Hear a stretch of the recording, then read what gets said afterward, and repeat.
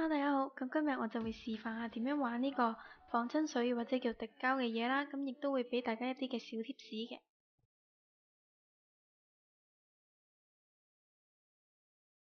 咁滴膠呢其實係好黐落落㗎，咁所以呢，如果唔想整污咗隻手呢，就記得戴上呢個手套。如果唔想整污張台呢，咁就可以好似我咁放張氈喺張台上面嘅。咁滴膠通常分為兩支啦，要將呢兩支撈埋一齊先會變成呢個滴膠嘅。咁我呢個嘅份量就係2:1啦。咁我記得市面上仲有3:1嘅，咁所以咧你買之前就要問下呢個鋪頭嘅人，究竟佢係幾比幾嘅滴膠，因為呢樣嘢係好重要㗎。咁跟住我就會用一個直膠帽去撈呢個嘅滴膠嘅。跟住呢，我就會用一個好似針筒咁嘅嘢去量呢個份量啦。咁因為用呢個就可以好準確地量翻個份量。咁當然你可以用一個量杯嘅。咁因為我呢個係2:1膠啦，咁所以 A 膠嘅份量呢就係 B 膠嘅2倍嘅。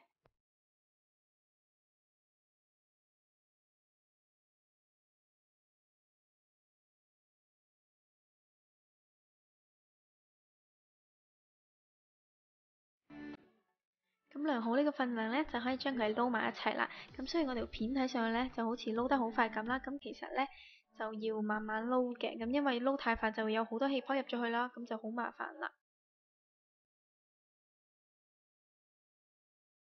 咁撈完之後呢，就擺埋一邊，令到佢啲氣泡就減少嘅。咁首先我就教大家整呢個放喺底托上面嘅滴膠先嘅。咁就可以攞一啲 deco 啊、復古調色去睇下你想個主題係點啊。咁我就決定咗用呢3隻色嘅閃分去做呢個嘅背景啦。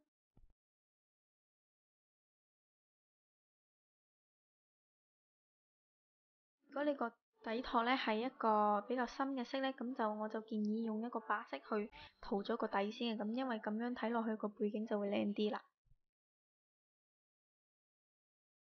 然後放一啲膠水喺一個膠片上面，然後再倒一啲嘅閃粉上去。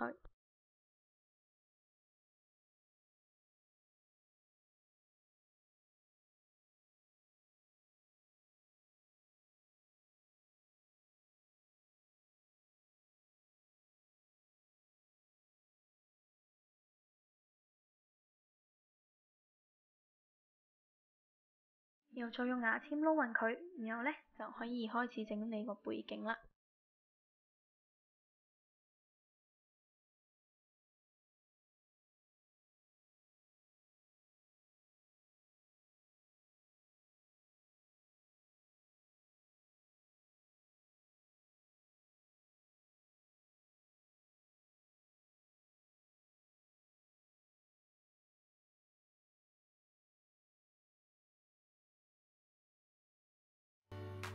咁膠水乾咗之後呢，就可以倒一個滴膠上去啦。咁就慢慢倒上去啦。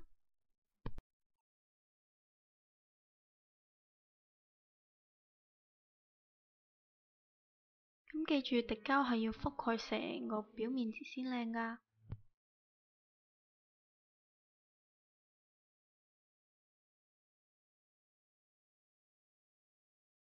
咁整完滴膠之後呢，就可以開始做你頭先諗好咗嘅 design 啦。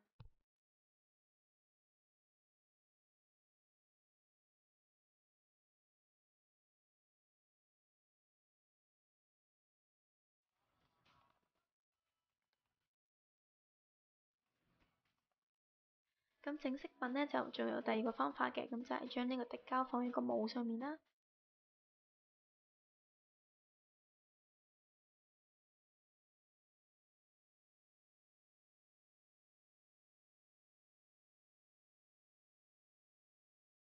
咁放好呢個滴膠之後呢，就可以放一啲你自己中意嘅貼紙啊、飾物啊放入去嘅。咁放入去嘅時候小心啲啦，咁特別係貼紙啦，咁就小心會有一啲氣泡喺中間嘅。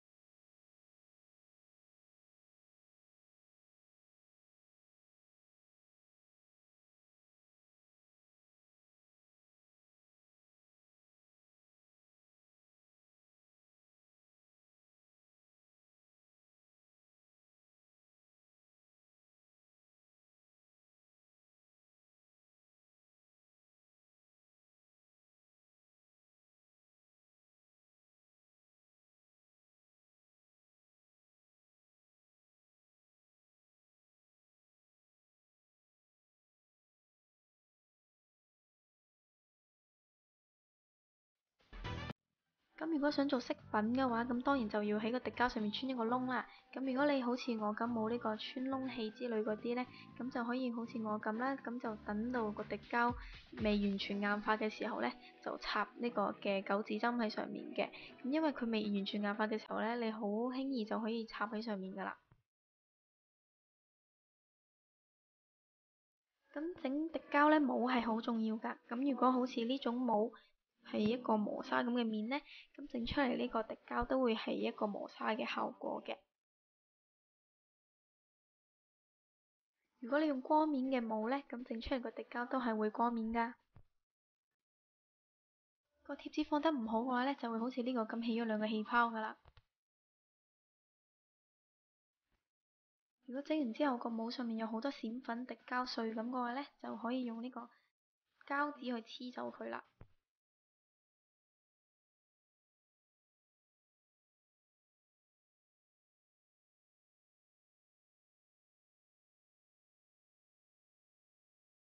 咁我用直膠模去撈呢個滴膠，當然係有原因噶啦。咁因為呢，如果你有滴膠落喺個模上面嘅話呢，等佢乾咗之後，你只要反佢出嚟呢，就可以好輕易咁清潔到佢噶啦。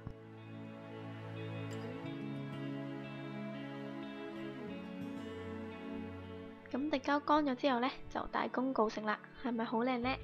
咁如果中意呢個教學呢，就記得俾個 like 同 subscribe 我。有咩問題就喺下面留言問我，我就好樂意去回答你嘅問題嘅。